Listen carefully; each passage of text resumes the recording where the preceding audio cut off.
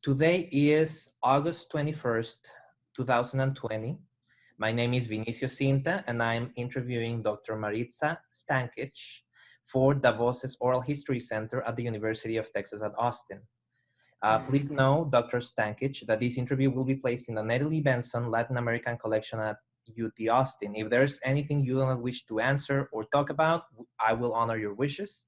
Also, if there's something you want to talk about, please bring it up and we'll talk about it. I'm going to ask you very briefly 5 questions about your consent to archive this interview. Please say, yes, I agree, or no, I do not agree after each question. Okay. First of all, Voces wishes to archive the interview along with any photographs and any other documentation at the Benson Library. We will retain copyright of the interview and any other materials you donate to Voces. Do you give Voces consent to archive your interview and your materials at the Benson Library? Yes. Do you grant Voces copyright over the interview and any materials you provide? Yes. Do you agree to allow us to post this interview on the internet where it may be viewed by people around the world? Yes. Okay, thank you. Now on to the 2 other questions. We asked some questions in that pre-interview form that you have already filled out. That interview is used for help in research. The entire form is kept in a secure server.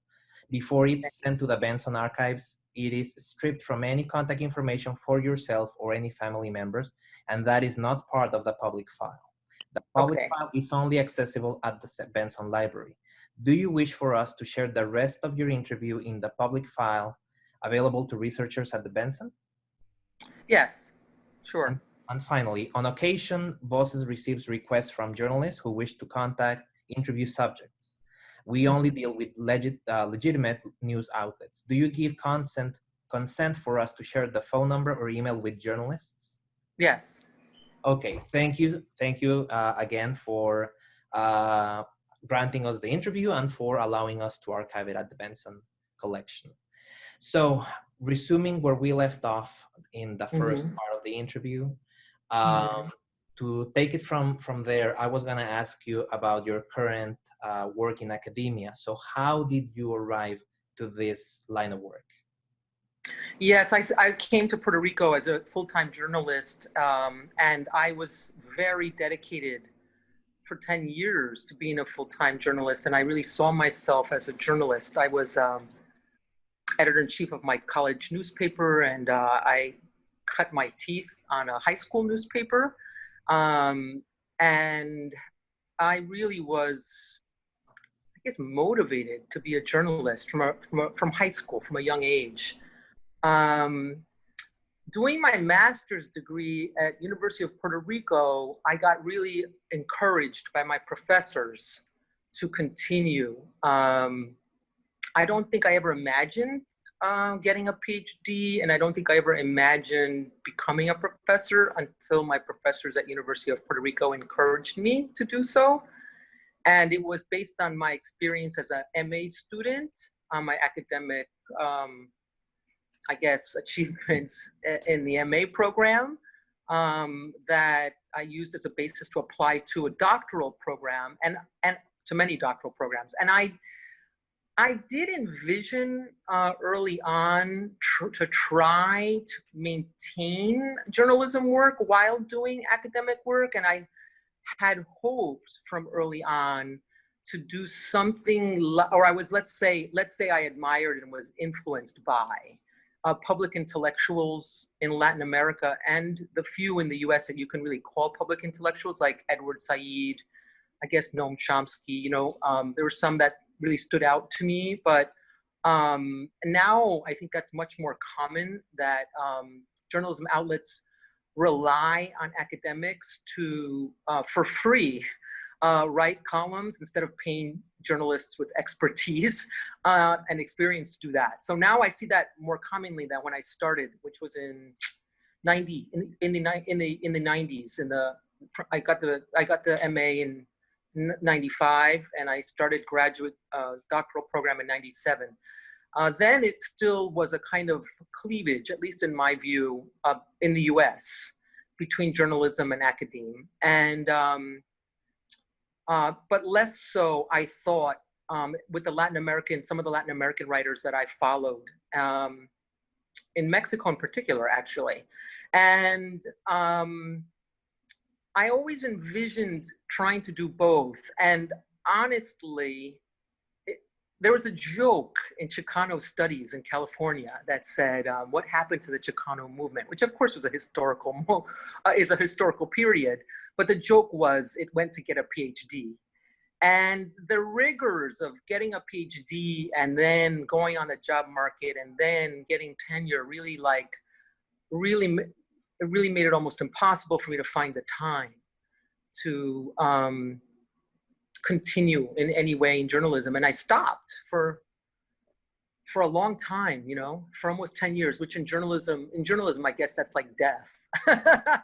And I started again in 2010 and 2011 with the UPR strikes, which at the time, Puerto Rico received very little news media attention outside of, there was one, you know, there was a few people that would give Puerto Rican journalists that would cover Puerto Rico, for example, for the New York Times, but there was very little coverage compared to now. Now it's saturated, right?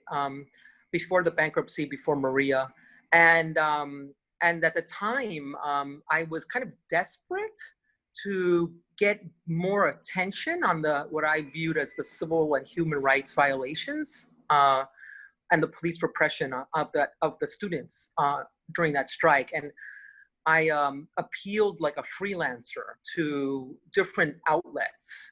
And finally, the Huffington Post at the time answered my appeals, which they had ignored after one particular incident, which was in June of 2010, I want to say, might have been 2011, where police beat and where it was the police violence was very evident. And the Associated Press office in Puerto Rico and Danica Cotto, it's like one person now. When I first came to Puerto Rico, there was an AP bureau, right, covering the whole Caribbean.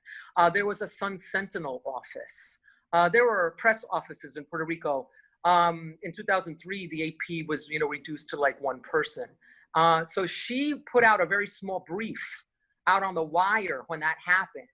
And it got picked up by the Washington Post and the Los Angeles Times. And within an hour, the Huffington Post responded to my email that I had sent more than a month earlier. And so, you know, sometimes for maybe sensational reasons, we get an opportunity to, I got the opportunity to report on that. And as the problem deepened and worsened, they gave me a blog, of course, unpaid. This is part of the crisis in journalism, right? I mean, you know, the digital revolution, but also a crisis in journalism in terms of the precarity of the profession, right? Now both journalism and academe. In academe now, more than 75% of all professors in the United States are not tenure track positions, but adjunct positions. So I kind of witnessed both of my chosen professions becoming precarious by design. And that was when, in 2010, 2011, was when I kind of like was able to kind of revive that vision of being an academic, which means having in-depth knowledge, and then trying to translate that specialized and in-depth knowledge to a broader audience in a shorter format, which I was able to do based on my journalism background. So, of course, I'm not Puerto Rican, and now many Puerto Ricans are reporting, and David Bagnaud, and non-Puerto Ricans. Now there's that necessity that I was kind of providing at that time is I don't see that as a big a necessity now, but at the time it was. My articles from the Huffington Post, to my great surprise, were cited in the footnotes of UN Decolonization Committee report. The article on Vieques was cited there, which is not about the UPR strike. But my articles on the UPR strike, which of course in the digital age, I learned how to post videos, and I would spend as much time looking at all the videos posted on social media of police violence as I would writing the column, right? To make sure I would pick the best one. and embed the video. And those articles with those videos were cited in the Federal Department of Justice under Eric Holder's investigation and report on police brutality in Puerto Rico, as well as the separate ACLU federal report and response to these violations in Puerto Rico.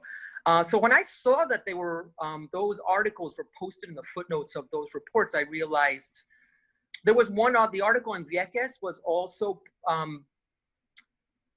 like posted and partly inspired, I learned, an international human rights lawsuit for Vieques, for the military cleanup, which causes terrible illnesses and cancer in Vieques.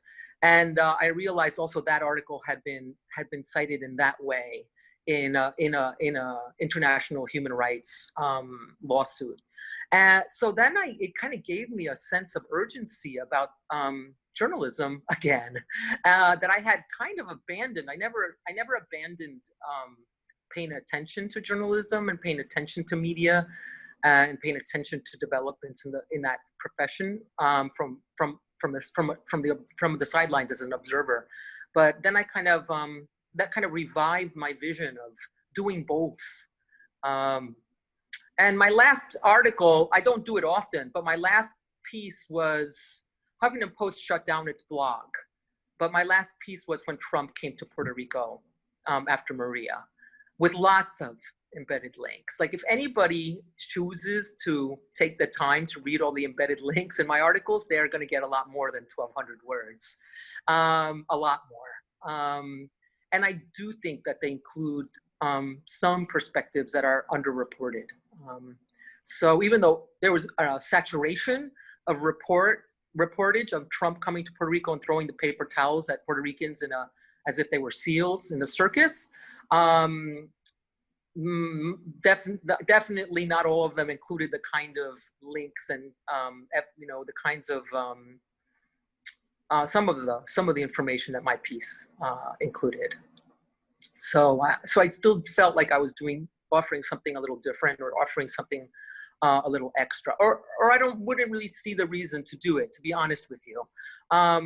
There is criticism of, kind of parachute journalism, disaster type journalism, where people don't know. Like David Begnaud knows a lot about Puerto Rico now, but he, of course, had never been here before when he first came here during Maria. And so those kinds of like quick and dirty reports, there's criticism of that. And there's criticism of academic work like that too. And at the same time, of course, we do need more attention. It's a double-edged sword. At the same time, all Puerto Rico does need more attention. So it's interesting, to think about that type of journalism. For example, Frances Robles at the New York Times is a Puerto Rican herself, and I would say has been reporting on Puerto Rico for a long time, first for the Miami Herald and now for the New York Times. So you do have really in-depth reporting with knowledge, even if they fly in for just 2 days and leave. So I don't see my need now as much as I did when it first started. But when it first started, it was like a real dearth of that kind of coverage for the island. So this is interesting. I have a couple of questions about this. I'm an academic now more than I'm a journalist. That's my job, but I was I always had it in mind to do this. And what happened was I was called to it by the, by the urgency of the moment. I'm embarrassed. I'm a little embarrassed about some of the precarity of my own life, but I filed those reports on a tiny e-machine that cost like $300 in a Starbucks because I wasn't paying for Wi-Fi at home because of my student debt, right? Because of my student debt, when I finished my PhD, which was crippling for 10 years, I really understand how the young generation is supporting Bernie Sanders' calls for eliminating student debt. It's funny. I'm going to admit this. I noticed that I'm actually a little anxious talking about this, and it's personal, but I shouldn't be embarrassed about it, right? But I produced those reports. I couldn't afford Wi-Fi at home. I was a professor with a tenure track position with a PhD in my 40s. And I didn't have a good laptop. I had like a $300 e-machine, and that's how I filed those reports. And it felt like my students, some of them, I recognized them as students who had taken my classes, but hundreds of students, sometimes in one day, would be beaten, arrested, held in precincts that were like kind of far away. And there were all kinds of filmed while protesting. And there was a kind of urgency when I first started in, I jumped back in basically. And those skills were there. I hadn't used them in like 10 years, but they were all there, So now I guess I'm a little of both. Now I guess but my career is academic and my job is academic. And my research continues, and I continue publishing academic articles that are very different style of writing than journalism. So your doctoral degree, is it in English, in literature, or what's the focus? Yeah, oops. Sorry about this. Let me, hold on a second.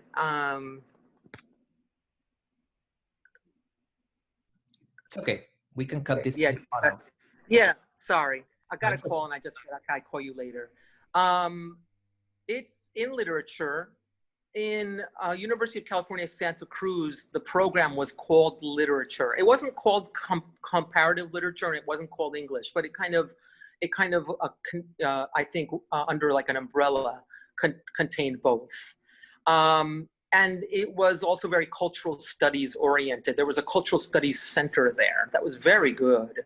And they also have a prestigious program called History of Consciousness, which we were allowed to take courses in that program. And so that meant we were studied with some of those professors and some of those students. So it's a literature degree. Where I work is an English department. And the degree was about, the dissertation was about literature of the Puerto Rican diaspora in English. So it was English, but it had an eye toward, and my studies had an eye toward Caribbean studies, which I would say is a comparative field. People can do it just Anglophone Caribbean, but because the Caribbean is such a polyglot region, and such a balkanized region around language and colonial histories, it also is very ripe for comparative work and comparative languages and comparative literature. And so I see myself really as a kind of as a complete. I see myself as being formed in a kind of complete way but within the Americas. Even though it was not a complete department. And all these things now have traditions that are changing and that really needed to be less Eurocentric perspectives and traditions. And I would say in the past, say, 25 years, there has been I think what attracted me to academia was that intervention in American studies, and in that intervention of questioning the canon of the traditional canon of American literature, and questioning in a very interrogative way its monolingualism. I think that I was attracted to that. Otherwise, I honestly don't think I would have gone into an academic career, actually, if it didn't speak to me. That's as a new American. There's a question I had about this relationship between your journalistic career and your academic career. Did you ever consider doing a doctoral degree in communication or journalism? Did that cross your mind?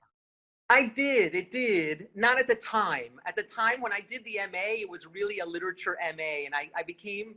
You know what happened to me when I did my MA?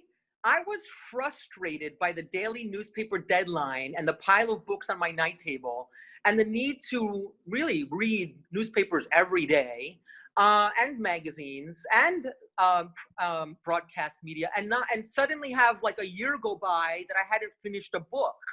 Like I remember that happened. It was Rigoberto Menchu's book, actually. When Rigoberto Menchu won the Nobel Prize, I said, "Oh my God, I have to read this book." And then I like didn't have the time to finish reading it because I was in the daily. I'm surely most journalists can understand this. The daily newspaper grind of having that product out on the street every day it's no joke. And I was young. I was in my 30s. You know, I was like 30, 20. I was 28. You know, I was 28. I was young. I was very energetic, you know, and very committed and very passionate. And I got frustrated from what I saw. And this is really what, for me, was very important. And I'm not accusing broadcast journalists of being superficial, but I chose print journalism because I saw it as an opportunity to do more in-depth work. And I always admired investigative journalism. I can't say I ever did it, although now I think now some of my pieces lend themselves. The piece I did on the electricity blackout in Puerto Rico 1 year before Maria lends itself to that kind of thinking. And of course I observed, you know, in the 80s, the newspapers, when they had budget cuts, they would lay off their investigative reporters first, at least in the newspapers I worked at. And I thought that was, you know, things like ProPublica today. I always thought that that was the accountability of some of the Pulitzer Prizes in service, right? I always was moved by that, right? That's what really moved me, was that kind of in-depth accountability. Linda Greenhouse of the New York Times covered the Supreme Court for probably 20 years, and she's my teacher. Like, I'm really well versed on the Supreme Court. I took one course in law and like libel law and public policy. And I feel like I learned, I feel like her reportage over the span of her career was like taking several courses in Supreme Court law. Like I didn't get credit for it, but I followed her work with great interest. And she was my teacher, you know, for a really long time. And so I really was moved by print journalism and the in-depth role in society and in U.S. society of print journalism. So it frustrated me greatly when a year would go by and suddenly I realized I had like a bunch of books that were half started, or, you know, I hadn't finished them, or I hadn't gotten past the first chapter. And I did the MA with no intention of deepening my academic career. And I didn't do the MA. Like, for example, Columbia Journalism School was an hour away, and it was a good, very good master's degree in journalism. And I, out of frustration for reading more in a more in-depth way, did the MA in literature. Out of frustration from not having time to read, I did the MA in literature, for better or for worse. You know, maybe I should have done the MA in journalism, you know. And I always saw, and I could be wrong about this, I always saw, I think there's lots of schools of thought still in the journalism world when hiring happens. When I was hired, I remembered some of my managing editors who were very much like old school, I'm going to say it, kind of like white men, you know. They liked that I did a English journalism degree instead of just a communications degree. The people who hired me, this was their thinking, at least this is what they expressed to me. That some people were thinking of hiring history majors instead of communications majors because of this need for knowledge. And when I became a copy editor, I was given a test that was really quite impressive. You know, what is the Knesset? What year, what is the date of Martin Luther King's assassination? Month, day, and year. Like, it was a general knowledge test. what does NIMB stand for? These are, I can't believe I'm remembering these. I took this test when I was 21 years old. This is like how I got one of my jobs. And I thought it was very interesting, actually, looking back on that, you know, like you had to know what the Israeli parliament was called, you know, and if you don't know anything about Israel, then you're not paying attention, you know. You don't have to be specialized in the Middle East, but if you're a journalist and you don't know anything about Israel, then there's a problem, you know. And so I think that I saw at the same time, it emphasized experience. Like if I didn't have clips from my high school newspaper, and now this is almost, we're in the digital age and I feel like a dinosaur, but I would carry my little portfolio with all my clips laminated, you know, in laminated pages. If you didn't have, I had clips from my high school newspaper, my college newspaper, and then I won awards with some of my clips, and I would come into the interview with clips under my arm. So the emphasis on experience was all, I would say, equally important when I was coming up. And it was a tension between the experience that maybe a journalism degree would give you of like actually writing articles and maybe publishing them or blogging them or producing digital media now versus knowledge, like having a degree in history. If you're covering Latin America and you do a degree at UT Austin in Latin American studies, makes sense to me, you know, makes sense that you would do that instead of a journalism degree. And in fact, I know people who have done that, who are very good journalists. But that's not putting down journalism programs either, at all, you know. And maybe, you know, I'm not in it. Maybe journalism programs are doing this, right? Maybe journalism programs are addressing both, right? Requiring knowledge content courses as part of their degree versus like practicum type courses. So I'm not in that, but yeah, I kind of like me tiré por un lado, like I kind of gravitated toward what I saw as a lack for me in that moment. And it took me and it kind of pulled me in another direction, again, for better or for worse. Looking at academe now, but both of us, I mean, I'm thinking on my feet here, but high tech is, I think I said it was like that was like the plantation system in like late 19th century in terms of wealth production, right?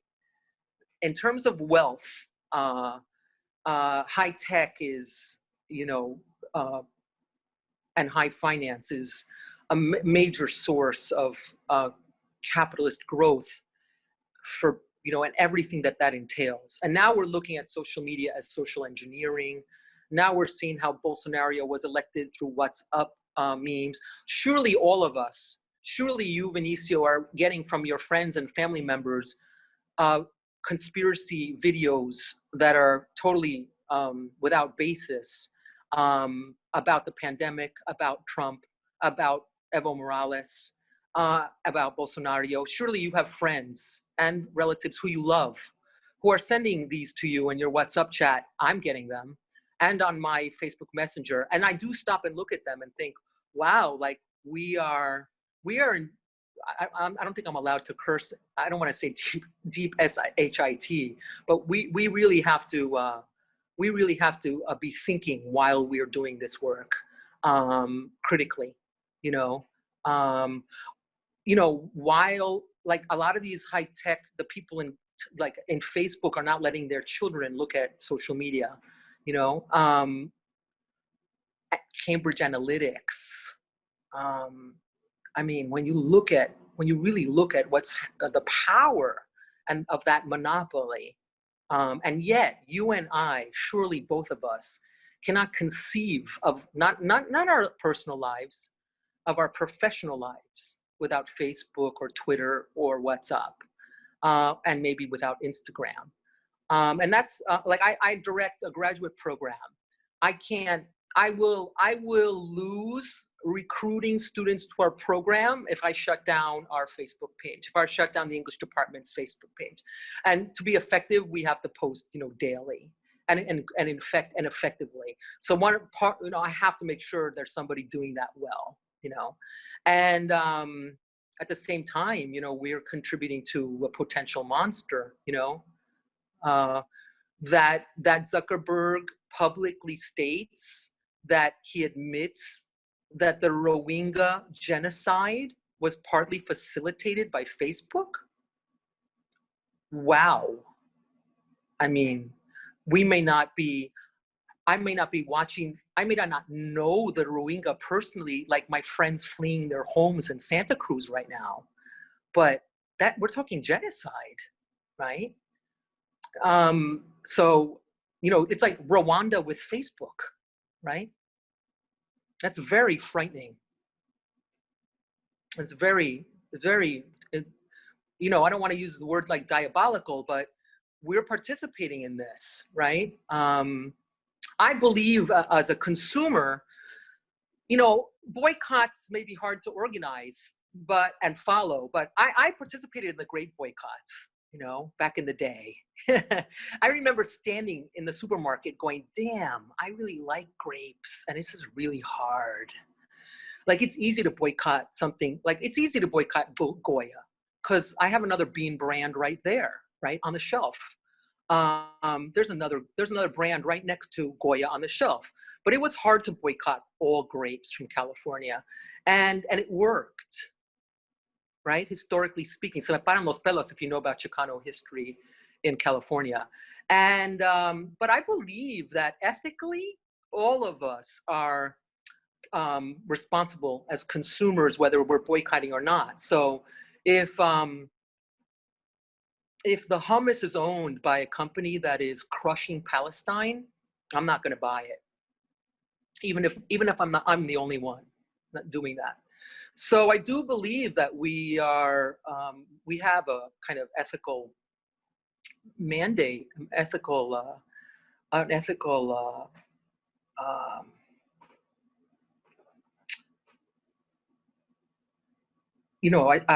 think we all should be thinking this way. An ethical decision to make as consumers on a daily basis. Whether what we do makes any difference or not. I don't know if that makes sense. What I'm saying. How do we live our lives ethically in the level of crisis that we're facing? I don't own a car.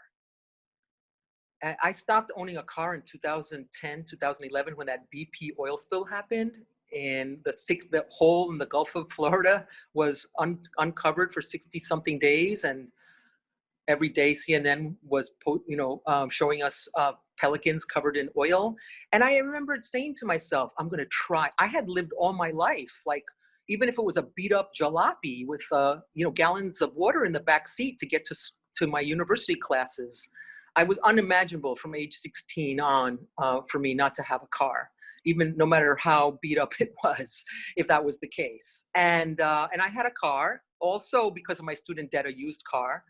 And I had sold it that year. And that year I watched the BP oil spill and I thought, let me see how long I could live. San Juan is not public transportation oriented. In fact, public transportation is stigmatized as poor. And I would compare it something to like public transportation in Miami or public transportation in Los Angeles. I used the subway in Los Angeles and the trains in Miami and they were fine. I don't really understand this. What does stigmatizing mean? That I don't even want to be near poor people? Like, it's really prejudicial. But I decided to try the public transportation, which works from where I live to the university. And in 1 year, I saved like $3,000. And I went to my mother's homeland and saw Machu Picchu for the first time in my life. And I don't have anything to show for it, but I saw my mother's homeland and I realized where my mother was from is extraordinary. And so I've been without a car since, and now I'm tested by the pandemic. Now I'm tested by the pandemic. I'm afraid to take an Uber, and I'm afraid to get in a taxi, and I'm afraid to get on the bus and on the train. So I might have to buy one again. But it was my own little, there are a lot of people doing that. Obviously not enough to shift the paradigm of the petroleum industry or the car industry, but somebody's got to do it. It's easy. I see a lot of people, like young people, riding their bicycles to the university, or I saw this a lot in Santa Cruz, which had a big bicycle culture, but it's not easy. It's not easy to show up at work sweating. It's not easy if it rains, and it's not easy when you're getting older, I don't see it as a hippie thing. Sometimes some people think that I'm being a hippie. I love the history of hippies is very important, but and I have friends who are hippies, and I love them, but I don't want to say hippies don't work hard, but I'm not a hippie. I'm a full-time professor. Like I'm working, I'm not a hippie, and I'm not really bohemian. Some of my friends say I'm bohemian, and maybe I look bohemian, or I live in a bohemian place, but I'm not, I can't really afford to think that way, in terms of, economic reality of my life, so it's not really a hippie style. It's not really something like that. It's not really an aesthetic thing, I think it's an ethical stance, So you very recently alluded to lifestyle changes in face of the pandemic. So let's use that as a bridge into talking directly about the pandemic and its impact in Puerto Rico, in San Juan, and in the university in Puerto Rico. Mm-hmm. So kind of looking back at it's what would it be? Early 2020. How did you first learn that there was a new coronavirus going around the world? How do you recall that? My mom had just passed away. My mom was passing away. My mom passed away on March 6th. And it immediately, on the one hand, the whole machinery of getting the wake organized. I'm the oldest of four, of three daughters, all of which, the three daughters, we adore our brother. I hate to sound so gendered. The three daughters were really like round the clock following my mom's care. And when she passed away, then went into the mode of preparing. And then at the same time, because my work, I'm doing the work of at least two people because of the crisis at University of Puerto Rico. I think I mentioned I run the only English PhD program in Puerto Rico, and 107 active students and no secretary. We used to have an administrative assistant, and now we don't. And so to leave the office was to go to my mother's funeral. I left the office at 1 o'clock in the morning, and or 11:30 at night. And I looked at the headlines on my phone, and I texted my brother-in-law and said, should we even be holding this wake? I was worried that we had elderly friends coming from New York, flying to Miami. So I was worried immediately about the implications. But it was just before the shutdown in New York, like a week before the shutdown in New York. And we held it anyway. And I have to say, I look back on that, the wake, the party at my mom's house after the wake, friends, my sister is a basketball coach. She does a lot of beautiful work with urban youth to try to get them stay in school via basketball. And they came, which was very beautiful. So people from Miami, people from New York, people flying, all in a small space. And I remember looking at it and thinking, God help us if there's a coronavirus here. And everybody left and went their certain ways. And 2 weeks later, I checked on my godfather, who's Cuban, who I've known all my life, very close friend, like a brother to my mother. And he's in his 80s and is in good health. And I waited those 2 weeks to make sure he was okay when he went back, because of not only the events that we held, but because of the plane, because of the flight. And people did cancel.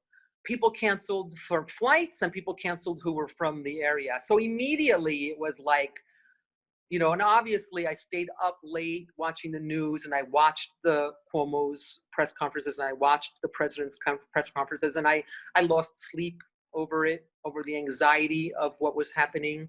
I went to sleep sometimes. I mean, that tends to happen to me pretty easily. But I went to sleep at like 5:30 in the morning, many nights, watching the news, reading the news. I was following what was happening very closely in northern Italy. Like, I'm just a reader, right?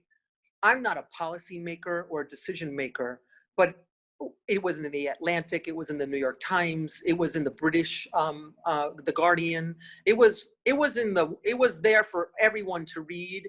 And if I'm reading it, surely, you know, the governor of New York's staff is reading it. Like, if I'm reading it, surely the CDC is reading it. Like, if I'm reading about what's happening in Lombardy, Italy, surely so is the CDC. Like, I can't possibly be the only one who knows what is happening in Singapore, South Korea. And so I was up until like 5:30 in the morning, many nights, reading. And because of my anxiety, I was often reading on my phone while trying to sleep. So yeah, it was both a personal moment and a journalistic moment, and also an in-depth moment. Like, you're a professor, you have a PhD, so you know you're going to read. Yes, these are articles; they're not books, but we're gonna read 50 of them. You know what I mean? Or like the one in the Atlantic that's really long. You know. And I mean, isn't that what I mean, and I'm assuming that the federal government is doing the same thing, or that they have obviously information I don't have, right? That the CDC and the WHO has information I don't have at my fingertips. So yeah, I felt very compelled.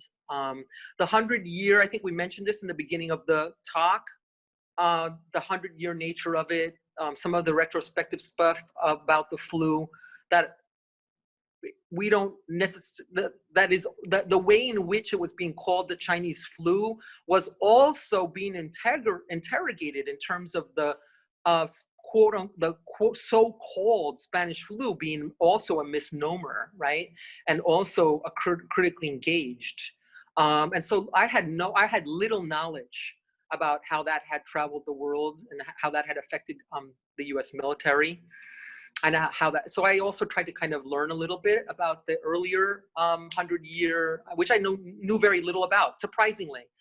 You know, for somebody who's like an expert in American history, for example, and in its relation to literature, I was surprised at how little I knew about the 100-year ago earthquakes in Puerto Rico and the 100-year ago pandemic. So it really also behooves us as journalists to have a sense of history, you know? I realize how much, when we were copy editors and we were on a rush for deadline, we would cut from the bottom. You know, if somebody came out and said, the ad is bigger, the ad is money, so guess what? You're not gonna cut the ad, you're gonna cut the copy. And if it was 3 a.m. and the paper had to be on the street at 7, it would be cut from the bottom, right?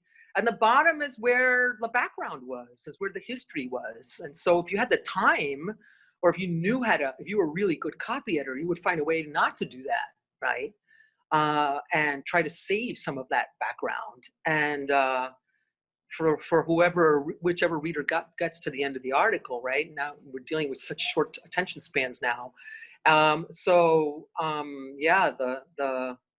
it was a moment of great crisis in my life. My sisters were supposed to help me clean out my mother's house.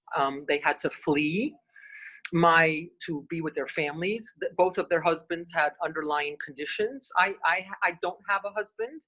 I had a boyfriend who I got overwhelmed, I think, by everything and left eventually. You know, we've read that the pandemic has caused outbreaks of domestic violence. I attended my first wedding on Zoom yesterday. The pandemic has brought people together, and the pandemic has also certainly contributed to the end of relationships. And I think it contributed to the end of mine. So I was suddenly thrust into, overnight, the University of Puerto Rico went remote. I had an old laptop that was still working for my intensive purposes, but the browser was too old for a lot of what I needed to do. And I finished the semester on the phone.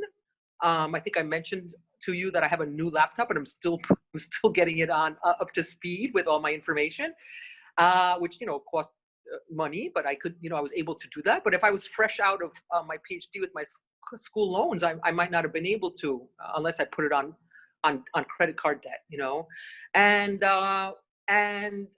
so be it. Like I have to do that for the job right now. So overnight I went remote. All that at the same time. And so it was really, I was very stoic, you know, because I just had to perform the job and had to clean out my mom's house. I found my mother's photo albums from Lima that I had never seen. So at the same time, I mean, I was in a sense privileged to keep my job and keep my salary by going remote, and I was able to clean out my mom's house without throwing things away haphazardly, like photos from Peru, I mean, that we had never seen. And now are in the process of restoring and digitalizing in my family, right? And of course, that alone suggests that my mom left a life of privilege. The fact that she even had photos in Lima in the 40s and 50s, and left it all behind to come to the United States by herself and start new at age 21.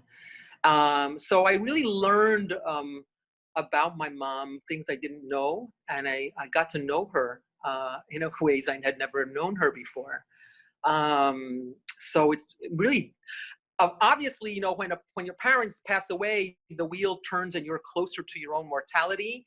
And the pandemic, while the mass media is reporting that masks are partisan and that closures are partisan, my sister in New York, whose husband is a pastor, he's Puerto Rican from New York, and is a pastor in Brooklyn and in a progressive Lutheran church.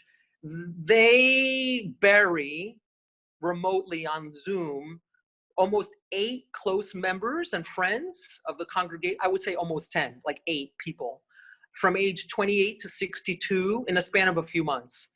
Family, people who are spouses and parents, people who are you know, young and single, from age 28 to 62.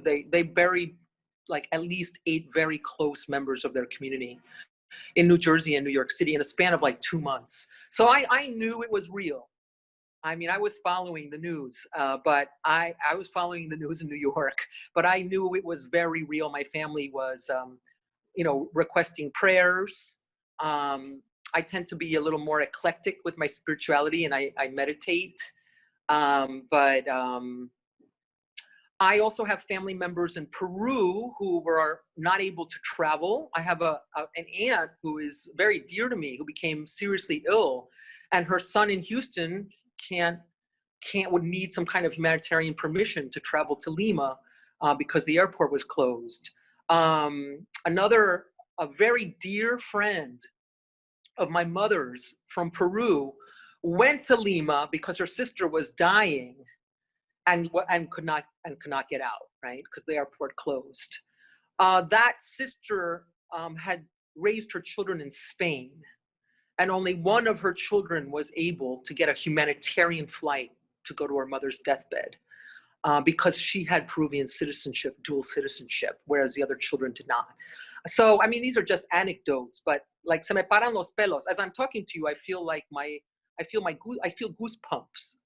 goosebumps as I'm talking to you, you know, and it's very emotional, even though I'm, you know, not crying or anything.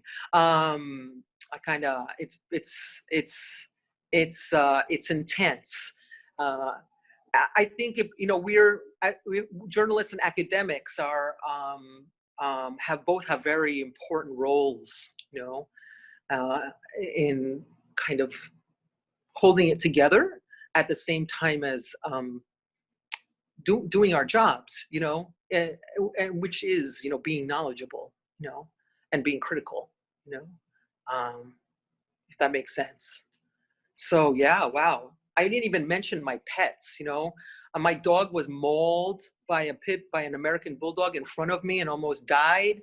You know, on the one thing that I'm doing to relax without a mask. Now you have to wear a mask to walk. So walk in Puerto Rico, you get $100 fine, maybe. You expose yourself to a $100 fine if I'm out walking my dogs without a mask. I can run without it by law in Puerto Rico.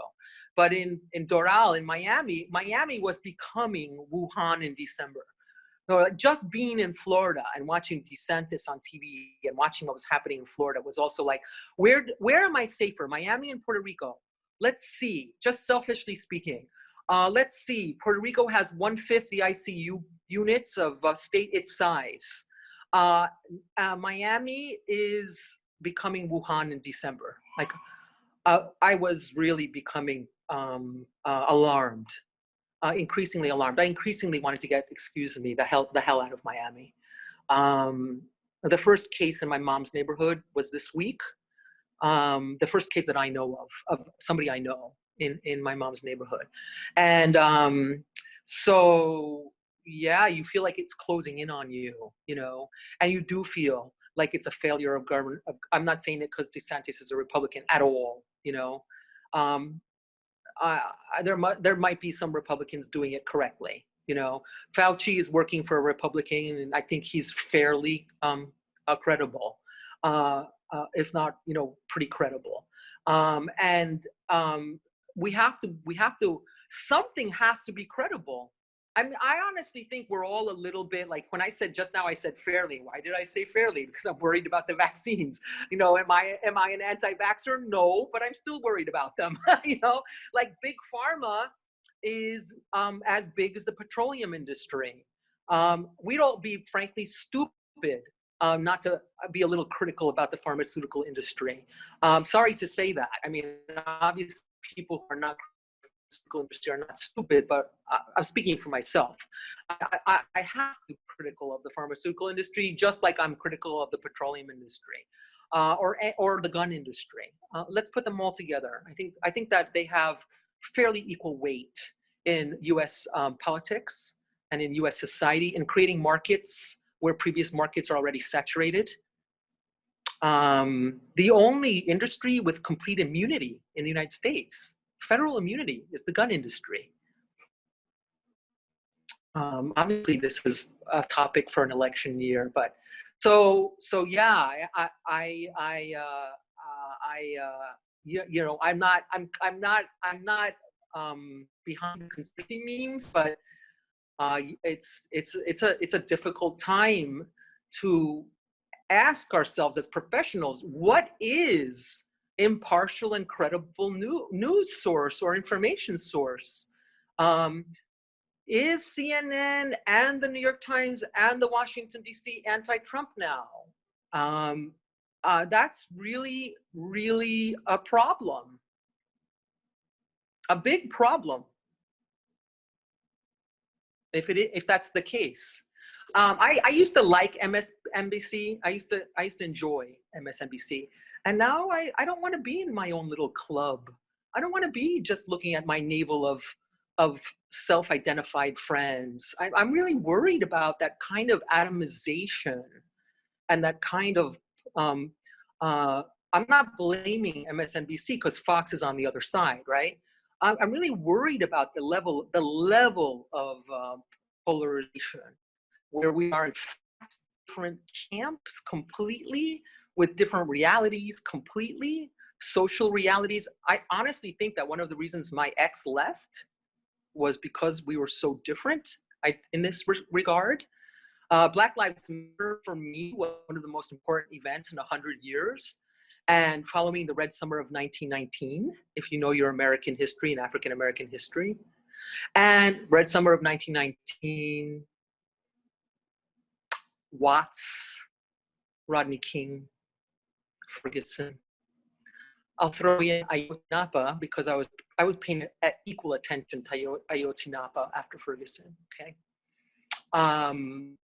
Gardner, and just my undergrad years at Rutgers University in New York City, Michael Stewart, Amadou Diallo, Abner Louima, Eleanor Bumpurs. Abner Louima was later. It's off the top of my head. People who were killed, Black men who were killed by police or tortured by police, and women, Eleanor Bumpurs. So to me, this was an event like the pandemic that I had to pay attention to. And he was not in the same wavelength as I was. And I think I think events like that, I think that was part of the reason our relationship broke up. I say that jokingly, but it's obviously difficult. That's how polarized we are, right? That's how polarized we are. Like even love can't overcome some of these polarizations. For people who, in Puerto Rico, where independence and commonwealth and statehood is divisive to the level of breaking up families, in Latin America, say Nicaragua, I'm sure we have lived and seen politics breaking up families. I use family as an example. I think it's a kind of cogent example. So if politics can break up, if a brother who's pro-independence won't talk to another brother who's a career military man in Puerto Rico, and I'm sure you've seen this or know this in Latin American contexts, I think we're seeing that in the United States now. I think we're seeing that in the United States now. I think we're seeing a lot of domestication of debt. Well, it's a little bit like domesticating what the World Bank did and what the International Monetary Fund did to Latin American countries. And it's like a domestication of that, right? Okay, we're gonna force Honduras, to devalue its currency, and now we're going to cut the pensions in Illinois. I see a relationship between these things, sorry, I'm doing this. I'm going off too much, but the pandemic was all over. It was overwhelming, right? It's overwhelming. I don't think we can separate. I haven't even talked about public health. I haven't even talked about Medicaid for all. I haven't even mentioned, we are talking about this. This is our role to talk about this. Employee-based health plans. In Doral, Florida, I had to go to the vet because of this emergency with my dog. And when I drove, I went past a line of cars wrapping around blocks and blocks. And I thought, what's going on? And it was a food line. And it's one thing to see it in person, versus seeing it on social media. It really is. It really is different to drive around the food line than to watch the video of it on Twitter. So it's very apocalyptic and very dystopic. I don't think I try not to be alarmist or exaggerate. I think I do have a kind of a flair for drama, but I think it's very important that we don't sensationalize or that we don't become overly alarmist. It's not Mad Max of Thunderdome, or Blade Runner. I love literature, and I also follow, I also am a fan of some sci-fi and Aldous Huxley's Brave New World, being sold out, when Trump was elected, and 1984 by George Orwell being sold out when Trump was elected. So, obviously it's not that, but it's very dystopic. It's shockingly so. It's a shock, and it's faster than we can keep up with. Social media is faster than we can keep up with. I don't think our brains are wired. I'm talking about humans. When I say we, I don't mean you and I, or journalists, or academics, or Americans, or Latin Americans. I mean humans. I honestly wonder how our capacity to keep up. Does that make sense, what I'm saying? Oh, yes, absolutely. I wanted to follow up. You were talking about the media and the information about the pandemic as it started spreading around the world. How has been reporting on this, or in general information about the pandemic in Puerto Rico? It's locally, it's a subject of a lot of a local press. David Begnaud is staying on it. And CBS is to be commended for letting David Begnaud stay on it. On Twitter and on social media. One of the things that I don't think it's been covered in the United States the way, say, Maria was being covered. There is always the problem of potential invisibility in Puerto Rico. I remember a roundup, I think it was in Politico, that impressed me, which was all the top 10 most like dramatic governor reactions, and the least like the worst. And the current sitting governor was had one of the most in Puerto Rico, who was appointed after the last governor was ousted over the summer in unprecedented protests, had one of the most severe measures, lockdowns. So it's I don't think it's getting a lot, other than David Begnaud, I don't think it's getting widespread coverage. The testing situation. There was some testing updates on like the New York Times. Another one was on Johns Hopkins University, that were really like inaccurate, because suddenly a whole week's worth was reported, and then it was reported as just like a one-day blip, as a big blip. Obviously, tourism is a double-edged sword now, but it also is part of the lifeblood of the economy of Puerto Rico. Very big double-edged sword. And the testing in the beginning was a big problem, and I think one of I believe your oral history is going to interview some of the Puerto Rican scientists, both in Puerto Rico and outside of Puerto Rico, who on their own initiative changed the testing panorama initially, which was really terrible. Like the crisis in Puerto Rico is really horrific. Like the Department of Health director resigned, and was really doing making terrible public statements before the resignation, and these scientists like really jumped in on Twitter, tagging the governor, tagging the health department. I believe your oral history project is going to interview them, including women scientists and including private labs in different regions of the country. I think this is kind of like for me, it's one of the stories that's worth telling.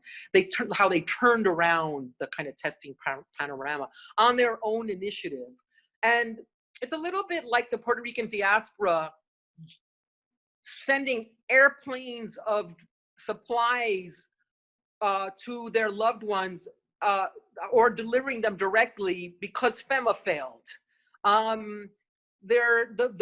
It's a really painful beauty of Puerto Ricans jumping into the task, probably of many, many hours of work, volunteer work daily, to help their country, and also a point of pride to not rely on the federal government, which really did fail them after Maria.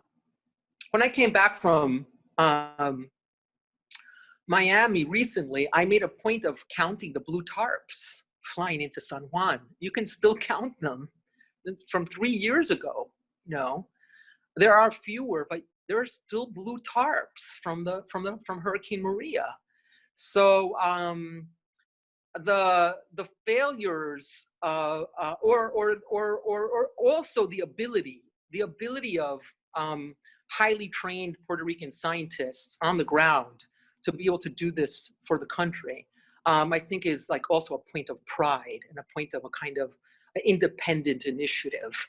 And so that to me was one of the most unsung stories that your, I believe, oral history project is going to document. I I'm very worried that for another closure. Recently, there's been another more stringent measures announced. Now we have a tropical storm on the way. We're in a big political crisis with both political parties. The tropical storm, there's another tropical storm behind it. And the power, it could be that it's not even a hurricane, but that it causes power outages. Colleagues of mine in Levittown of the metropolitan area have already lost power.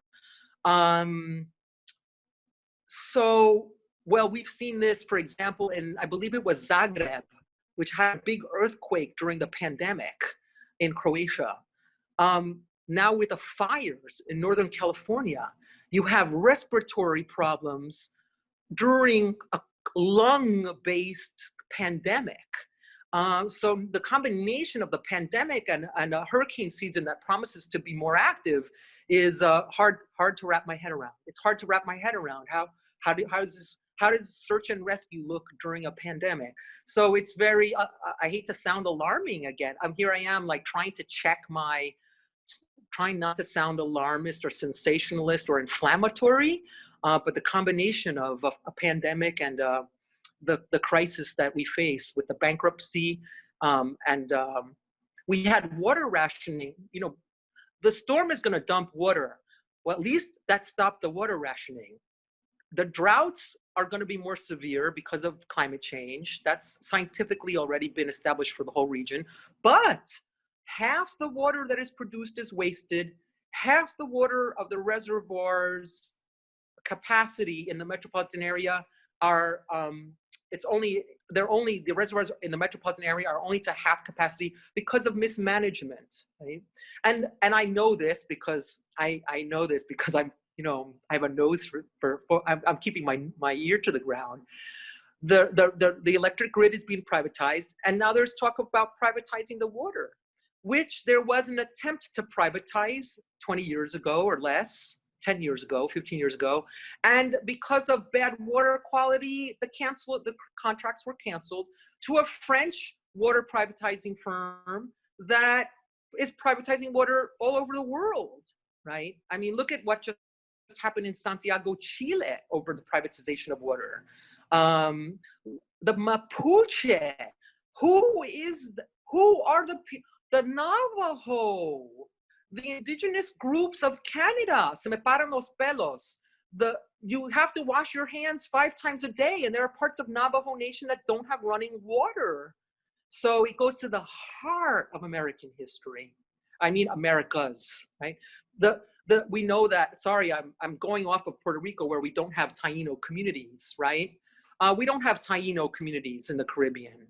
The Puerto Ricans, some of them identify as Taino. Puerto Ricans have Taino in their DNA. But wow, I mean, I just kind of went off with linking water shortages to search and rescue to the pandemic, right? To the bankruptcy, right? The reason the water stopped being monitored in Puerto Rico because of the bankruptcy. I published an academic article with a collaborator named Hilda Jordan. So we won a prize. It's an academic article. It's not journalistic, but there is journalism in the footnotes, lots of it. So these things are all tied together, you know, and the public health, it's holistic. It's almost impossible to have, you know, knowledge specialized in all these areas together, right? These are all different beats or academic specializations or projects, you know. They could be, somebody's writing a book about one of these projects, or somebody could be applying for grants about just one of these issues. But they're all they're really all tied together in a kind of systemic failure, right? That's what a systemic problem is, right? It's kind of easy to sound like systemically critical, like the whole system, like capitalism, or, you know, liberalism, or, you know, the Democratic Party. It's kind of easy. It might sound easy to just have a systemic critique, but it is systemic, right? These are multiple breakdowns, and the vulnerable populations are the ones that are the vulnerable populations are the ones that are going to suffer. The wealthy people in Puerto Rico, the people who are here on tax breaks, the thousands of multimillionaires moving to Puerto Rico to not pay any federal income tax for 20 years or federal capital gains tax for 20 years, they're buying mansions with cisterns and wells and solar panels, and so they have their own private Idaho, right? They don't need the public grid. They don't need, when I was trying to, this is silly, but my mom, before she passed away, asked me to take care of her little beloved dogs, who are 6 years old, and they're both terriers, and they were both rescued. They're both mixed dogs. And I already have one, and I live in an apartment, and she begged me, Maritza, please don't separate them. My dying mother. Don't separate them. They've been together 5-6 years. They're like sisters. And my sisters and everybody in my life saying, Maritza, just find a good home for them. Like, they'll adapt. And I'm thinking, you know, my mom asked me to take care of them and keep them together. And I'm working at home now. I don't want to be the proverbial, you know, have the apartment with the proverbial dog smell. I have like the balcony doors open to avoid that. And I'm following her wish. So it was getting their dogs from Miami to Puerto Rico was a huge undertaking. The airlines would not permit it. They would not permit one person. And to go off, I don't mean to go off on this, but I was desperate. And so I looked up chartering. Well, 14,000. It was easy to get a charter from Fort Lauderdale to San Juan for $14,000. Do you think the ultra wealthy are in first class in a socially distanced airplane? No, they're all on charters, right? With pocket change. That's pocket change for them. And I don't mean to like beat the drums of class warfare. It's actually not my intention. But I honestly think that I had that revelation while I was desperately trying to get my mom's dogs out of the country. And I thought, how much does it cost to charter a plane? And then I realized it was $14,000. And, you know, like you can charter a plane from here, not charter it, but, you know, the flights from here to Vieques are like $150. So it was a completely naive on my part, you know, and, you know, a non-wealthy person not knowing what she was doing. And so they're not even exposed on the airplanes and they're still flying around. And so this is a little bit like the polarization I was talking about and the atomization that I was talking about. And this did not happen under Trump. This happened under Clinton, actually. The wealth disparity has been, the inequality has been in the making for a good long time. This has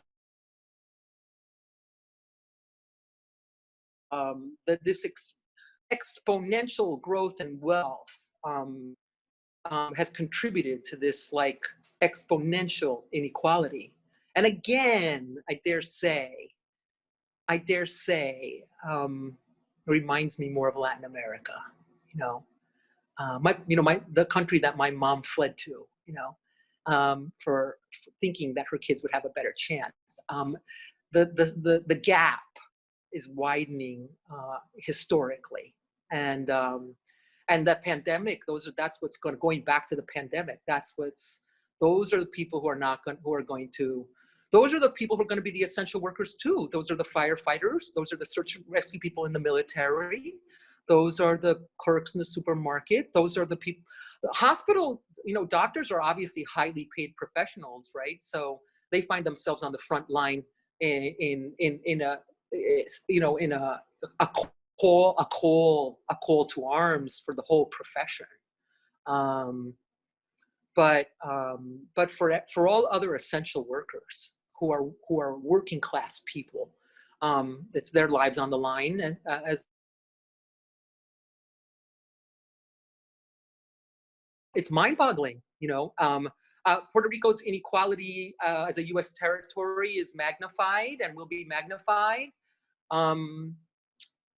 Some people would say compare that to Haiti, but I would say compare it to Barbados. you know. They're not all countries in the Caribbean are Haiti. So sometimes, you know, we really have a lot of, the way in which we frame, we compare, I think is important. The US Virgin Islands, Guam, they were there in the call of the delegates in the Democratic National Convention. I thought that was fascinating, the way indigenous groups and territories were representing themselves. What is the pandemic in the U.S. territory? So that colonial, it's adding a colonial dimension. It's adding a colonial dimension, and I think that the colonial dimension is a big blind spot. It remains a big blind spot. Okay, now we know Puerto Ricans are American citizens because of Hurricane Maria, but what does it mean that the United States still has colonial possessions? This is still, I believe, a very big blind spot, and I think it does matter. Is it 50% of the budget going to the military? Is it 850 military bases? Did you remember that ship that the commander was fired and then it docked in Guam? It docked in Guam. You know, those soldiers were taken off the ship in Guam. What does that mean for Guam? So these are blind spots, big ones still. And I think that if it is the end of the U.S. And the end of the New Deal, it remains a blind. And the American century meant empire. I mean, that's what it meant. It didn't mean the middle class growing after FDR, after unions were legalized. Middle class growth. Puerto Rico's middle class grew after 1948 without question. And now what we're seeing is a decline of the middle class. But at the same time, it was also global, right? It was also because of the atomic bomb being dropped on Hiroshima, you know, and the Cold War with the Soviet Union. You know, the American century is both. It's a domestic and it's an international power.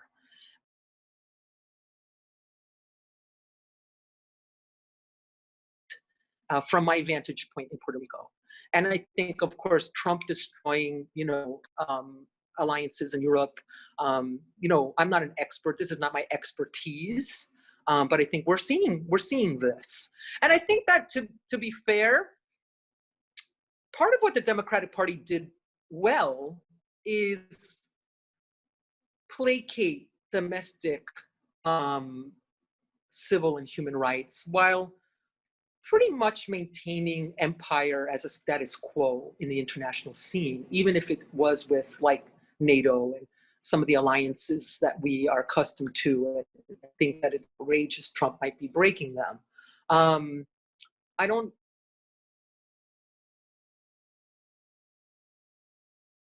party, say, conducted militarism worldwide.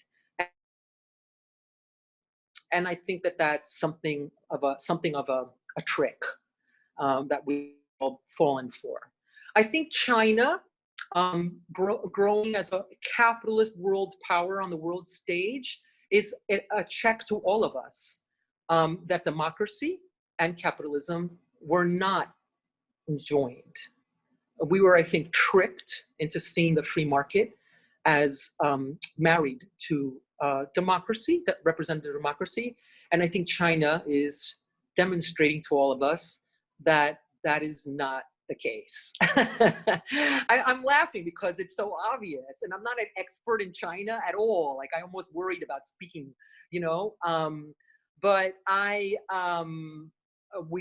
think we really have to question very big assumptions.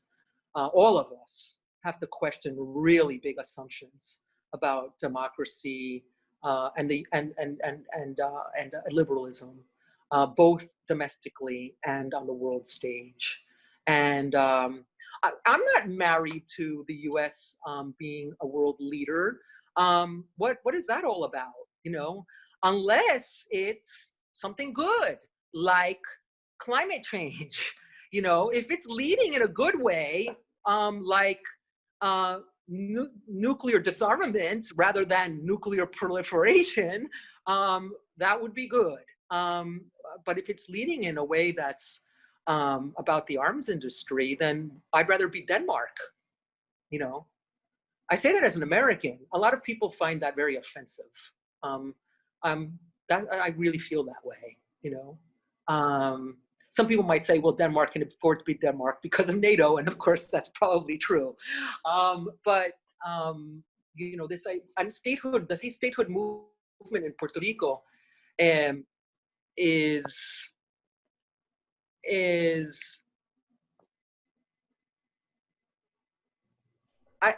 I don't really want to. The statehood movement, of course, in Puerto Rico sees itself as part of a great country, and wants to be part of a great country, even though that country colonized and exploited it.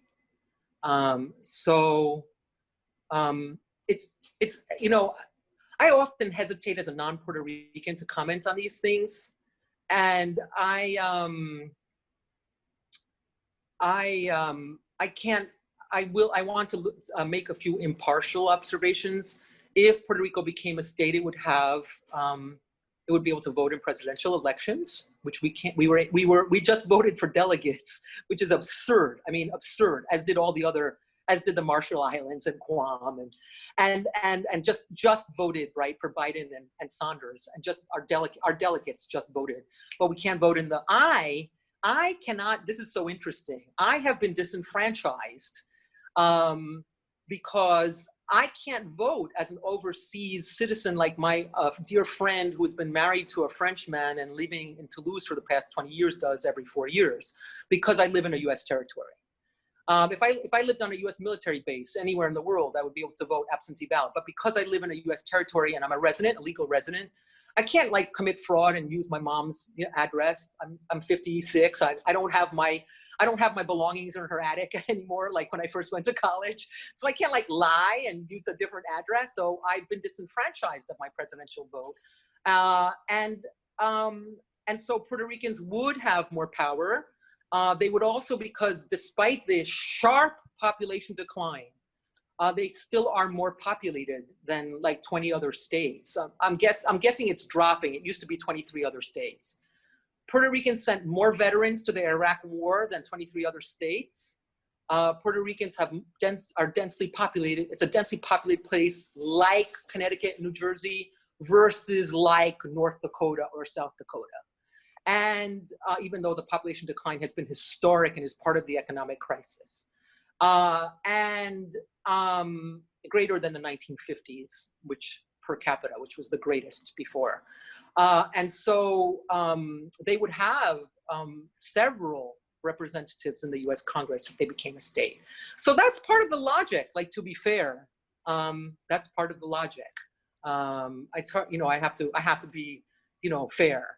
I think it's hard for me as an American to live in Puerto Rico and advocate for colonial relationships. I feel like as an American that I have to be critical of colonialism in Puerto Rico, and so I'm not a statehood supporter for that reason. But I, as a journalist or as a speak in conversation with you and with the History Project, I do see I do see the arguments.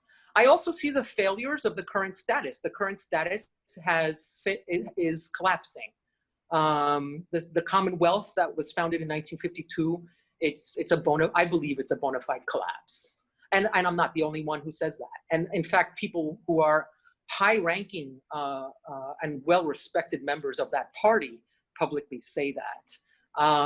So that's where we're witnessing in Puerto Rico, a public sector collapse and a collapse of the Estado Libre Asociado, which was it's the way in which the United Nations took Puerto Rico out of its list of colonial possessions.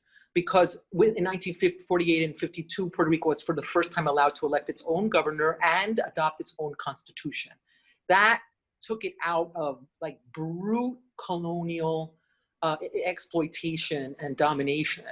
But the system declined dramatically starting in the 70s, which is when the statehood movement started rising.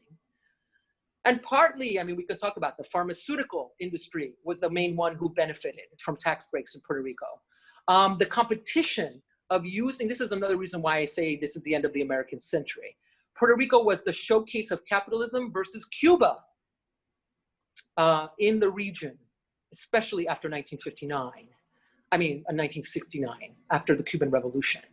And so, full-on Cold War competition between Puerto Rico and Cuba. So a lot of money funneled, a lot of cement, a lot of development, indirect, it's very interesting from a Latin American perspective to look to Cuba and Puerto Rico. Cuba has always understandably gotten the attention, and I think that Puerto Rico deserves some of that attention.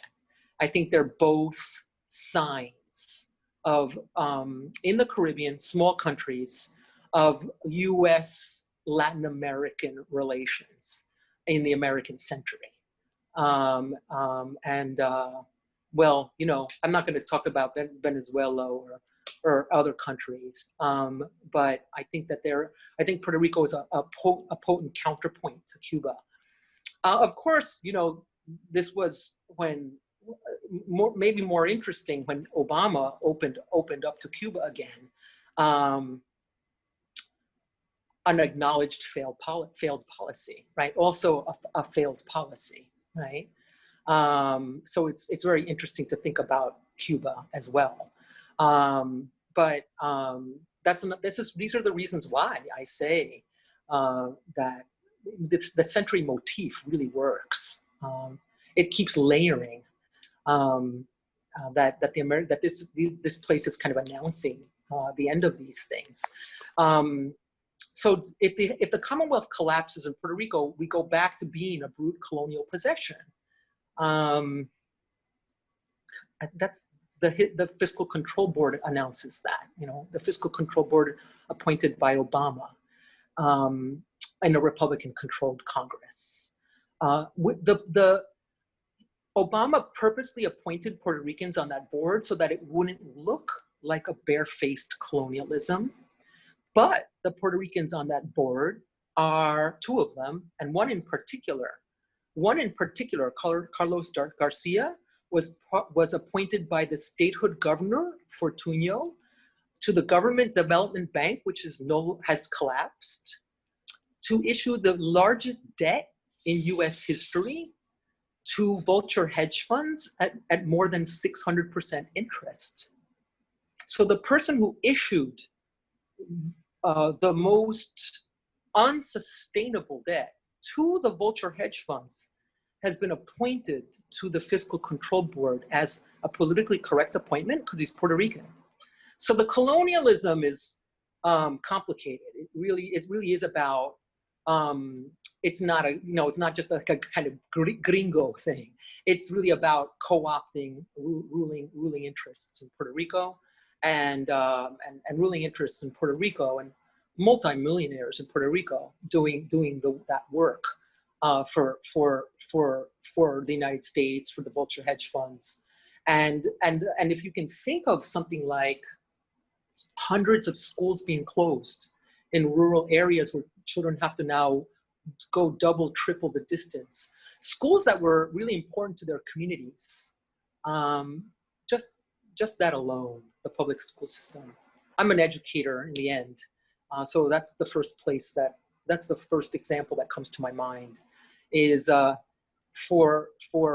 and then think about the ways in which that in the United States for many decades we were told tax breaks functioned.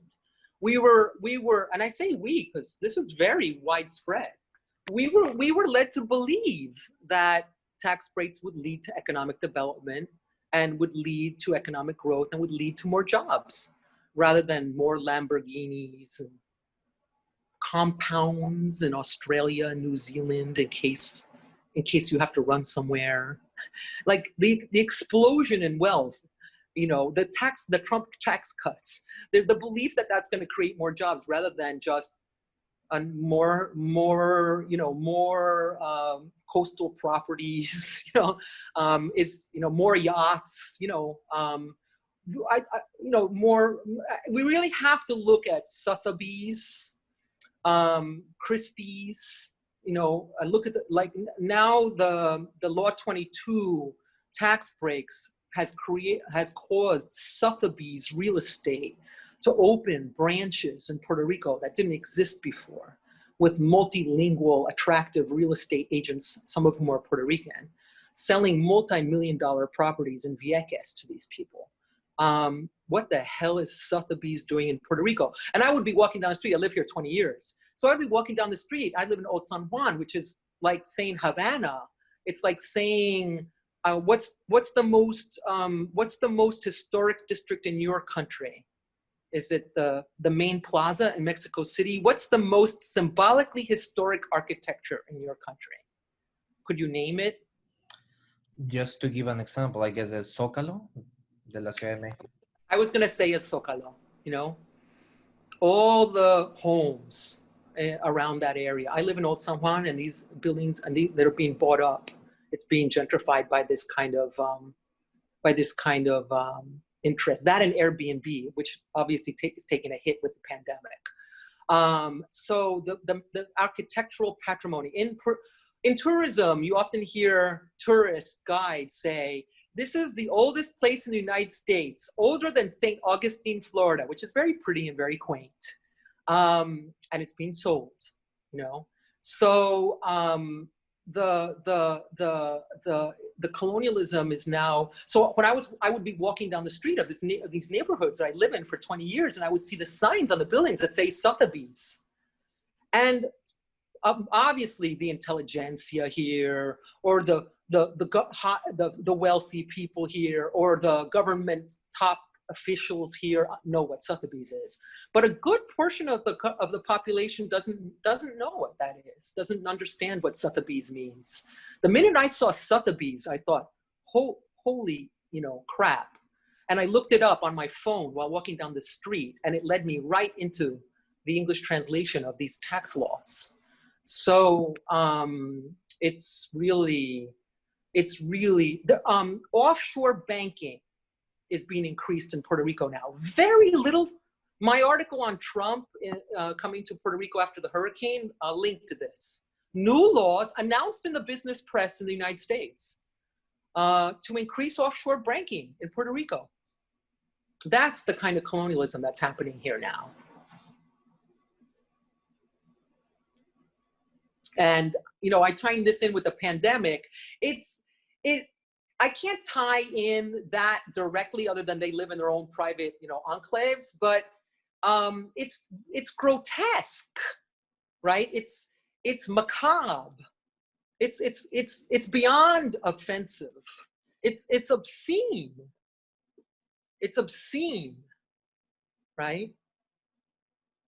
That children are being shut out of their schools to pay vulture hedge fund managers who are now coming to buy these properties up in their country.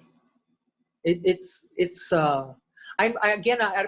hope I don't sound alarmist, but it's truly obscene. It should be criminal, but it's not. It's legal, apparently. You should see the advertisements, like the videos promoting these places, and it says it's safe. Like they advertise it as safe. Like I remember the first time I went to Honduras, and I remember seeing armed guards at the McDonald's, and I remembered like soldiers with pimples on their face, like adolescent soldiers armed to the teeth in little shacks outside of people's private compounds and in Tegucigalpa, and outside of the and on the beaches, on the coast. And I remembered being shocked, it really kind of radicalized me. In 1990, I took this trip in the late 90s. It's safe here, you know, it's safe here. You know, they're safe in Puerto Rico. I'm not advocating for them not to be safe. So I'll just call it obscene. It's obscene. If I actually have met some of the Lost 22 people, and some of them are, you know, some of them are doing, some of them, they're not all the same. I don't want to demonize them all. Some of them are wanting to do businesses in Puerto Rico and want to contribute to Puerto Rico and want to contribute to Puerto Rico's recovery.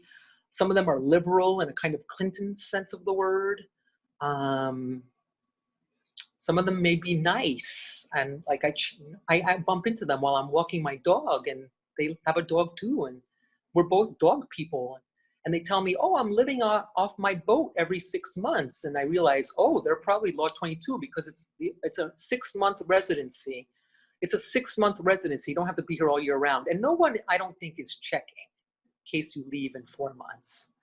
And so I bump into a nice woman who speaks English and, you know, likes my dog. And then I realize she's a Law 22 person. So it's a little bit like high tech, you know, they might be cool people. Which is also, you know, obscene. Like it's also, I had one of my favorite colleagues who retired at UPR and who I studied American literature with. I studied John Steinbeck with her, and she taught John Steinbeck's novel Grapes of Wrath to me. And there's a chapter in that novel where the Okies, who are forced to flee their land in Oklahoma because of the Dust Bowl, and because of the loans that they took out to buy tractors instead of using horses and plows, which were sold to them as an improvement to modernized farming, are being foreclosed upon. And the person who comes to foreclose on their land is like the neighbor's son who's working now for the bank. And they come out on their porch, and they with their gun, you know, with their shotgun to shoot the person who's going to come take their property away from them. And it's their neighbor's son who's working for the bank. And the brilliant line in the novel is, well, then who do we shoot? And I guess that's really where my little anecdote takes me, you know. And it's systemic. No.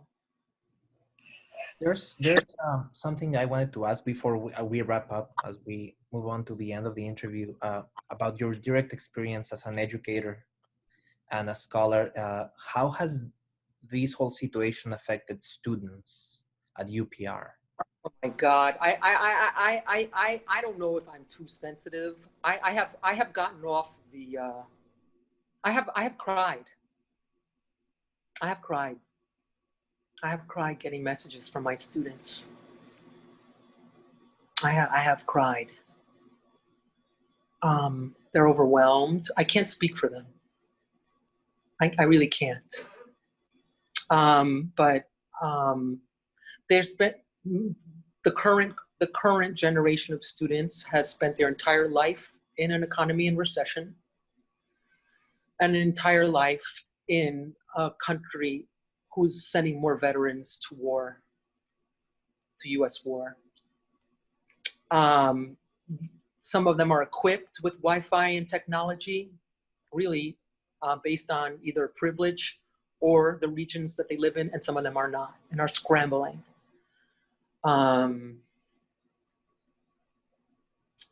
There's a lot of this. So I get the questions. I mean, I get students asking for orientation.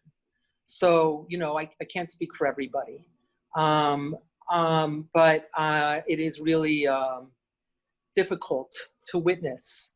And I'm kind of in it with them.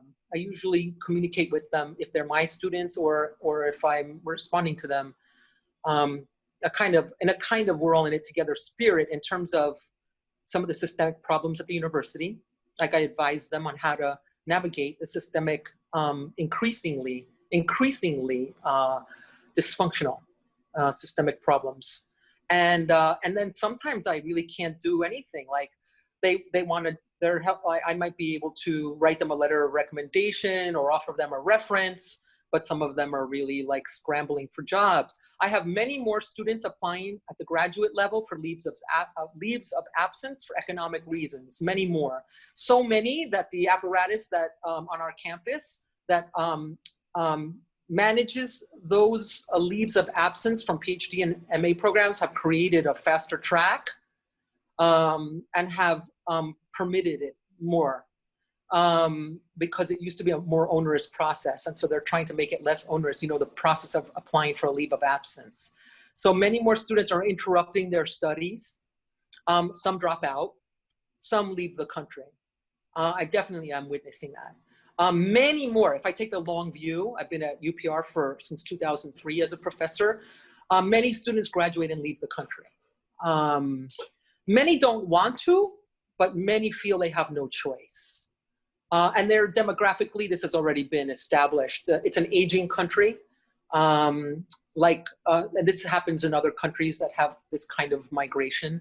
And so now the search and rescue, the pandemic in remote areas is an elderly population. And their kids are not here to help them firsthand. They may be sending money. I'd be willing to bet that like places like El Salvador and Mexico, remittances are going to become increasingly important for Puerto Rico's economy. They already were, but not on the level, anywhere near the level of like your country. But I'm willing to bet that's going to increase. I haven't kept track of it. I'm not a social scientist, so I don't have a exact, I'm not following those numbers exactly or studying those numbers exactly. But as a social scientists are. And the population decline is generational. There's less voter participation. The primary results were negative, partly because I'm told by my social scientist colleagues that elderly people participate more in the primaries and younger people participate more in the general elections. But now they're stuck with the candidates now they're limited. I think that the youth energy is really important in things like the big protests in the summer that ousted the governor. And I think a lot of students were there, and I saw a lot of students there. So there is a kind of an acute awareness of their situation, of being expelled from the country in a way, and also of wanting to contribute to it. I do know students who left and came back. I think that's a big question. 300,000 people left after the storm. How many are going to come back? The people who left in the 50s were mostly 40s and 50s were mostly unskilled rural workers, but not the same. That's not the same sector now. Now it's across all sectors. It's across all sectors. In the beginning, it was mostly professional. In the beginning, it meant here's the reality. I broke my knee in a fall in 2010, 2011. No, wait. Yeah, 2011. 2011. That's a long time ago. And I remember going to the surgeon, the best surgeon in the area, and I waited. And I was used to waiting 4 hours in the doctor's office. I was planning to wait for 4 hours. I got there at 9. I was seen at 4 p.m. Because the quote unquote brain drain, I don't really like that term because everybody has brains and everybody's brains matter. But the medical profession, the engineering profession, that is contributing to the situation in the country. It's contributing to a catastrophic situation in the country in terms of specialists and in terms of the regions outside of the metropolitan area. And I remember going to the local, Subway to get a sandwich, thinking, wow, like this is the reality of medical professionals leaving the country, and experiencing it firsthand. I had read about it, but I experienced it firsthand. And now it's across all sectors. A big question compared to the 50s. In the 50s, many did come back in the 70s, a large number. So a big question is how many will come back as soon as they can, if they economically recover enough. And there is, I think, a great love and commitment. You know, I can't speak for everybody. That so I don't think we can predict that. I do think that when people can come back, they will. But you know the nature of things. You know, you move somewhere for school and you fall in love, or you know, you have a family or whatever. You know how the nature of the organic way life unfolds could also prevent that. But there's no question that diaspora will continue being important in the life of Puerto Rico and in the recovery of Puerto Rico. And I think that has always been the case. And I know this from my studies. But it was really seen after Hurricane Maria. It was really felt after Hurricane Maria. So thank you for sharing all of this. Just before we wrap up, and of course there will be an opportunity for you to make a closing remark if there's anything we didn't discuss that you want. One more thing about my students. Go ahead. The intellectual, the generation of new intellectuals are forced to leave the country. You know, the difference between grammar school, high school, a BA, an MA, and a PhD, it is like a form of underdevelopment. It's being underdeveloped by forcing people to, you know, quit their graduate programs and leave. And then after they graduate from their MAs and their PhDs, if they can survive on contracts, as adjuncts, they can stay. But if they can't, they're forced to leave. So you have a whole generation of intellectuals being forced to leave the country. I just wanted to finish that, since you said, how is it affecting my students? You know, in terms of the university, and all universities in Puerto Rico.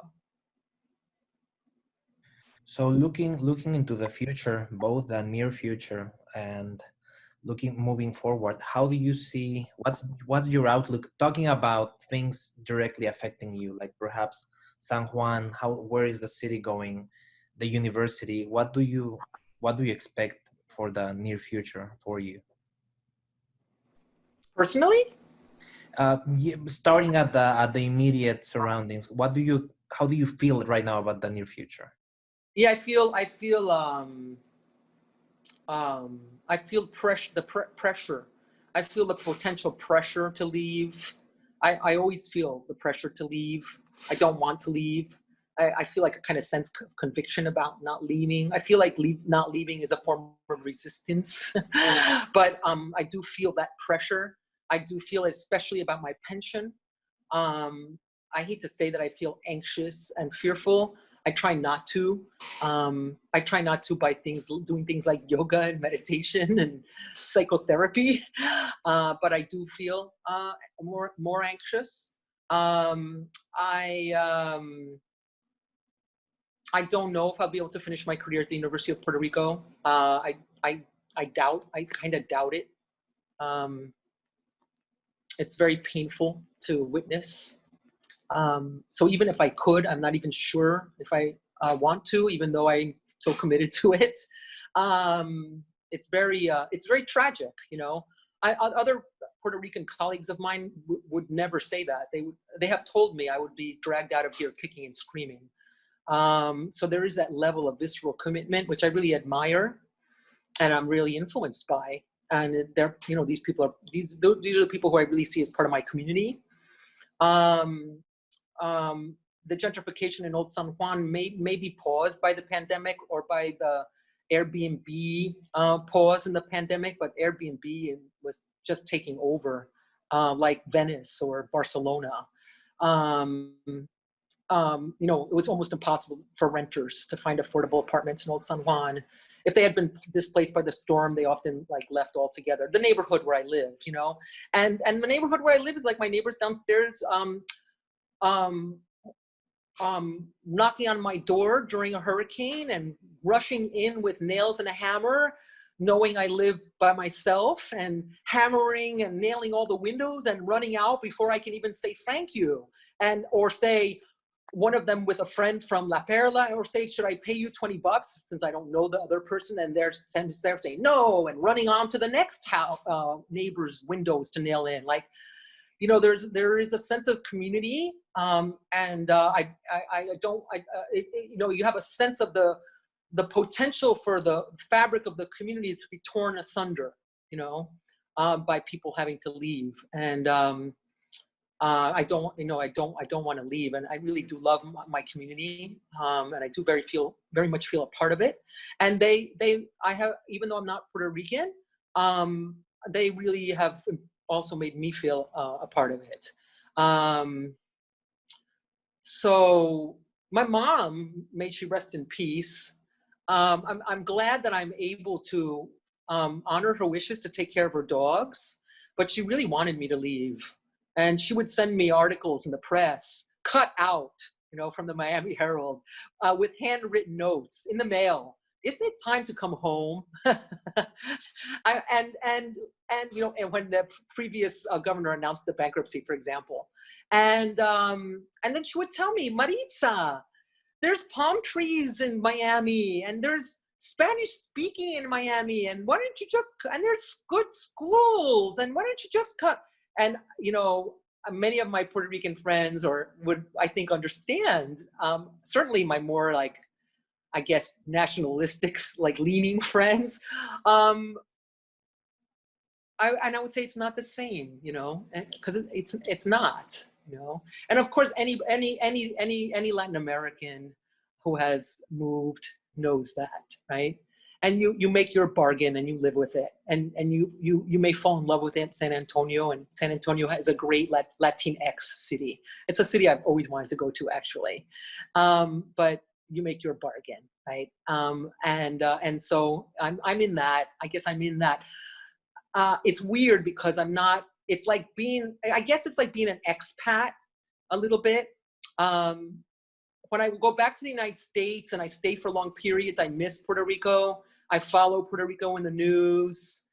If I'm in a place where there isn't a lot of English, where there's a lot of monolingualism, I gravitate to a Spanish speaker in the supermarket just to listen to them talk. I miss Spanish. So I used to joke to my friends that leaving felt like an exile of an exile. And so I really don't want to leave, you know, but I do feel that pressure, I very much so, very much so. It's a frightening panorama. I feel like today, preparing for the coming tropical storm Lauda. I almost canceled our interview. I went into my closet, pulled out my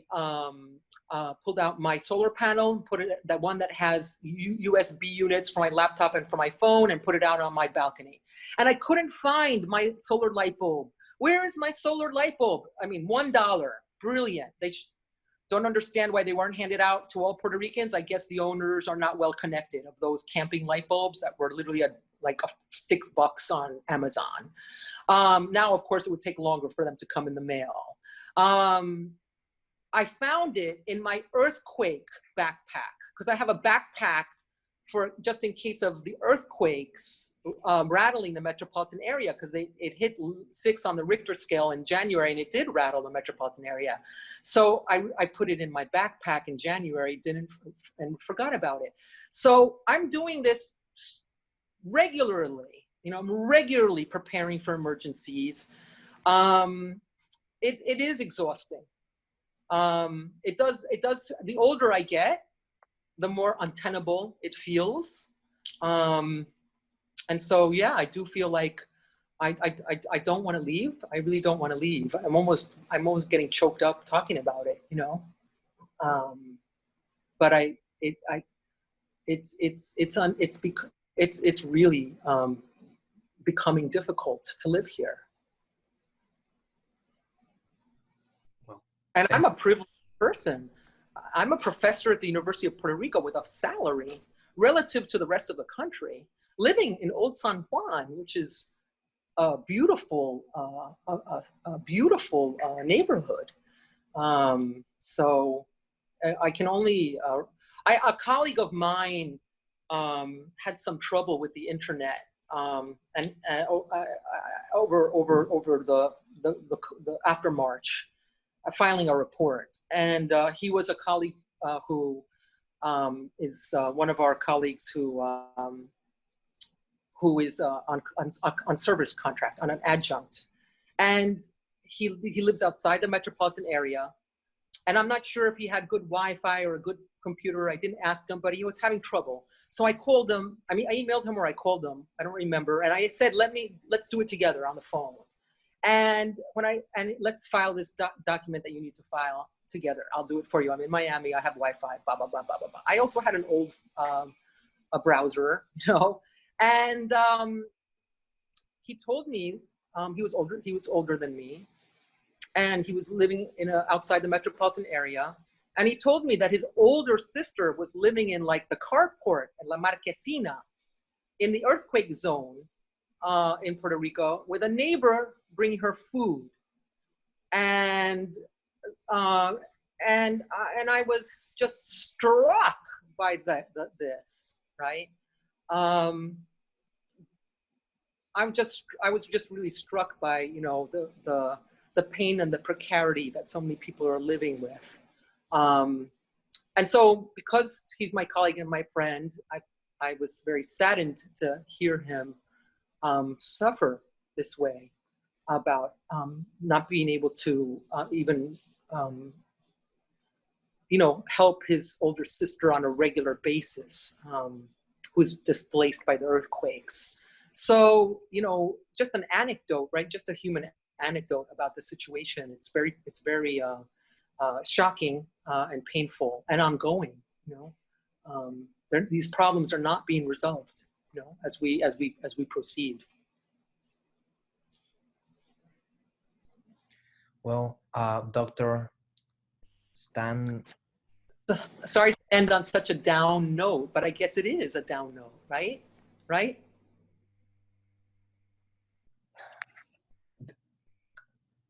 Thank you. What, you want to say something else?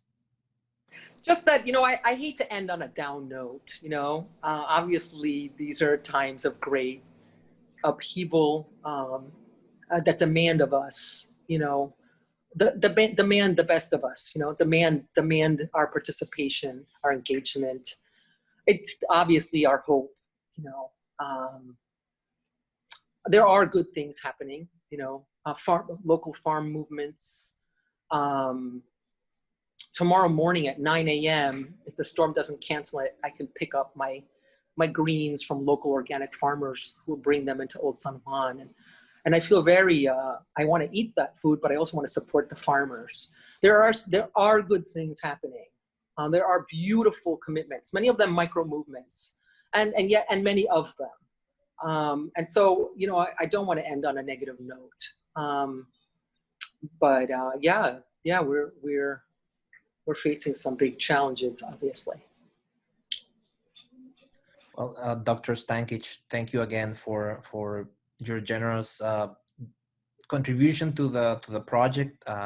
We've discussed a lot in these 2 hours plus of interview, I believe, between both sessions. Yeah. We will end the recording at this. However, if there's any other opportunity to have a discussion, by all means, get in touch. And we a lot. I feel tired. You know, I feel tired. I actually feel tired. I don't know if you do. I don't know whoever will watch this whole thing, but I'm glad if it provides any kind of context or information. And I, you know, very much appreciate the invitation and the project, and the inclusion of Puerto Rico in the project.